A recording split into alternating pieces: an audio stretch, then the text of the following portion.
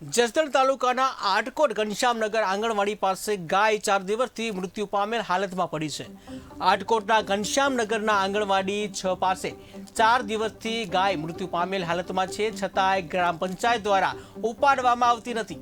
આજુબાજુ વિસ્તારોમાં દુર્ગંધના કારણે લોકોને રોગચાળાની ભીતિ સર્જાય છે, જ્યાં અવારનવાર પંચાયતમાં રજૂઆત કરવામાં આવી છતાં કોઈ કાર્યવાહી કરવામાં આવી નથી, જેને લઈને લોકોમાં રોષ જોવા મળી રહ્યો છે। દુર્ગંધ એટલી ફેલાય છે કે આંગણવાડીના બાળકોને અન્ય જગ્યાએ શિફ્ટ કરવા મજબૂર બન્યા છતાં તંત્ર મૌન જોવા મળી રહ્યું છે।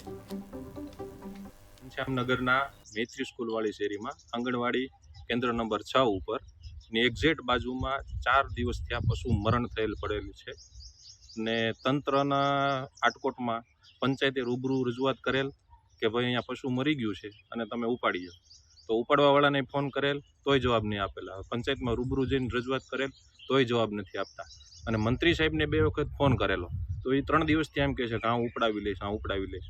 અત્યારે પશુની દુર્ગંધ એટલી આવે છે કે અહીંયા રહેવાતું નથી અને આ દુર્ગંધ એટલી ખરાબ થઈ ગઈ છે, પશુ એટલું ખરાબ થઈ ગયું છે, એમાંથી જીવાત ને માખી મચ્છર ઉડી અને છોકરાઓની ઉપર અસર કરે એવી પોઝિશન કરી દીધી છે।